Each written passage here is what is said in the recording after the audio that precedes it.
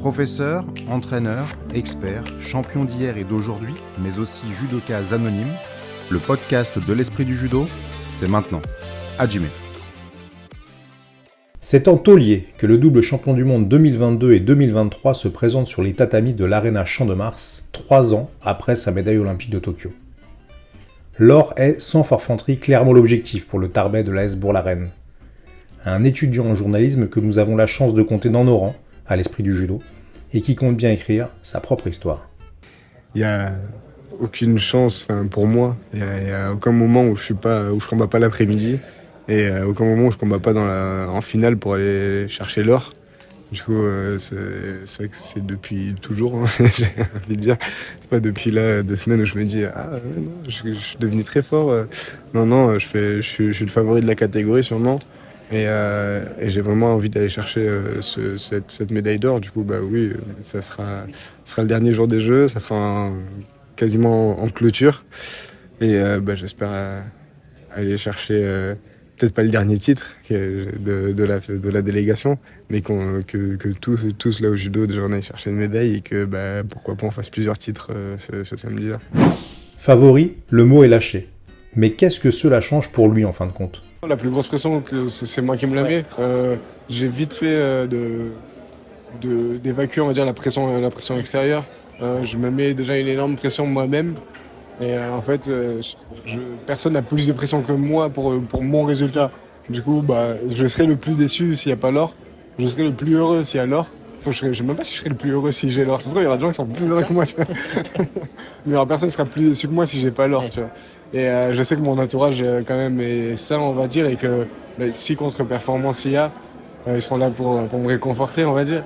Mais bon, je pense qu'on fera plus la fête. Enfin, j'espère qu'on fera plus la fête qu'autre chose. On a quand même réussi à aller chercher 2 beaux titres sur cette Paralympiade. Et du coup, c'est sans stresser, en restant moi-même, pas en essayant de réinventer mon judo ou quoi que ce soit. Et là, il va falloir faire pareil. Il y a certes un peu plus d'enjeux, mais non, ça reste pareil et il va falloir gérer ça comme si c'était une compétition comme une autre, j'ai envie de dire.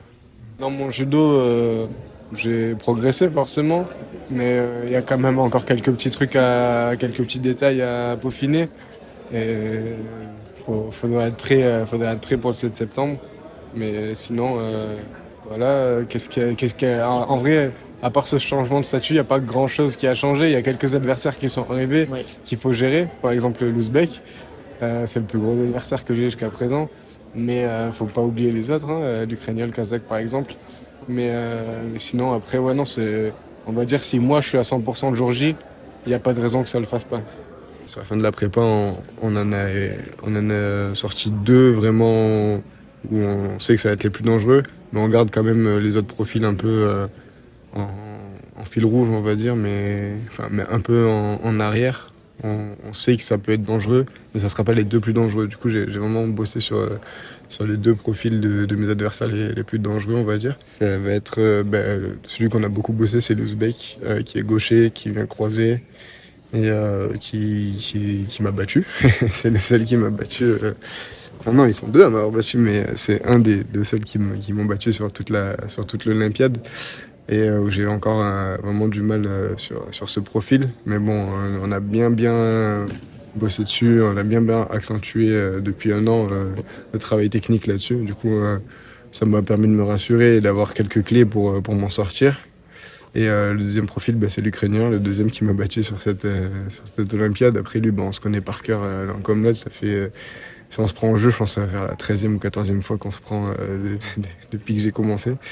Et ça fait une petite moyenne de 2 fois par an quand même, c'est pas mal. Et du coup, c'est un profil très statique, droitier, très opportuniste, on va dire. Et là, le secret, ça va être d'être actif, de bouger, mais de pas faire des attaques inutiles, parce que on peut se faire contrer facilement avec lui, mais de rester actif et d'aller à 100% quand on attaque. Et ensuite, je continue à bosser sur mon système d'attaque et en essayant de renforcer mon Moroté, d'en faire mon Tokuwaza. Pas si on y est encore, mais on s'approche on s'approche du but, je pense. On a tellement bossé dessus que ouais, c'est peut-être pas la seule, mais une des seules techniques que j'arrive à mettre où que je travaille vraiment bien, que je la sens bien sur droitier ou gaucher. Et du coup, ouais, non, on travaille vraiment là-dessus et je suis de plus en plus à l'aise et ça part de plus en plus en combat, du coup, c'est plaisant. Les effectifs tricolores ont triplé en 3 ans depuis Tokyo. De quoi en tirer une force supplémentaire ? C'est que du plus pour nous.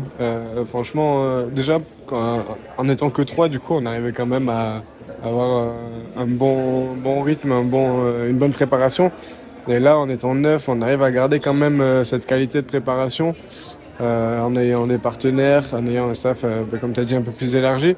Du coup, franchement, c'est cool. On peut remercier les moyens qui ont été mis là-dessus. Et après, ouais, d'avoir Christophe, par exemple, moi, je m'attendais vraiment à... En fait, je sais pas comment dire, mais Christophe, je m'attendais à ça.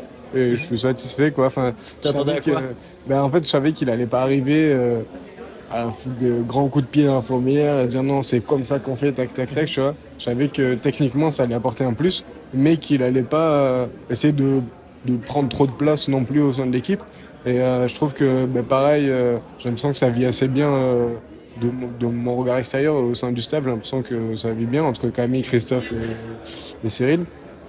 Après, du coup, en fait, si l'ambiance est bonne dans le groupe, l'ambiance est bonne du côté du staff, en fait, tout est dans le bon ordre pour qu'on aille performer.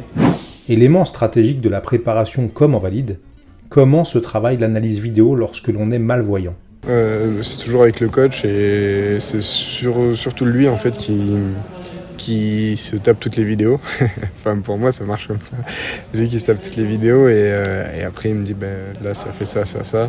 Et moi après c'est vraiment à la sensation. Les adversaires là je les ai tous pris, ceux qui seront sur les jeux. Du coup j'ai une idée les plus dangereux on va dire, ou ceux que j'ai le plus pris. Je sais quel est leur judo, quelles sont leurs forces et leurs faiblesses. Je pense que eux aussi. Hein. mais moi, c'est vraiment à la sensation et de la mémoire de dire lui, il est comme ça, comme ça, comme ça. Et après, Cyril, derrière, il a fait toute la vidéo. Pour Tokyo, comme on avait eu le Covid, on a pu faire un peu de vidéo, de regarder les vidéos ensemble. Mais moi, je suis pas fan de ça. J'aime pas trop regarder du judo, je sais pas pourquoi. Parce que peut-être j'ai envie d'en faire derrière. Je sais pas. Mais du coup, non, c'est vraiment le coach qui a regardé les vidéos en amont, on va dire, et qui dit, lui, le profil, c'est ça, ça, ça. Et je confirme ou j'infirme en fonction de ce que moi je peux ressentir. Et je lui dis, moi, je trouve que là, il est pas tout à fait comme ça, il est plus comme ça, il me dit ok, et on regarde la vidéo si besoin ou quoi. Et après on travaille, les partenaires travaillent en fonction aussi de notre ressenti à tous les deux. En parlant des partenaires d'entraînement, quelle plus-value leur accorde-t-il ? C'est quelque chose qui est très agréable, parce que déjà pour le judo, ça permet vraiment de pouvoir multiplier les profils, de pouvoir bien s'entraîner et d'avoir quand même du monde. Et aussi pour la vie de tous les jours, où quand on est partenaire d'entraînement pour une équipe paralympique, on est partenaire d'entraînement sur le tapis, mais aussi en dehors, où ils vont nous aider par exemple pour les manger au self, pour se repérer dans les locaux quand on ne connaît pas encore très bien ou quoi, ou même si on est amené, par exemple, moi je suis souvent...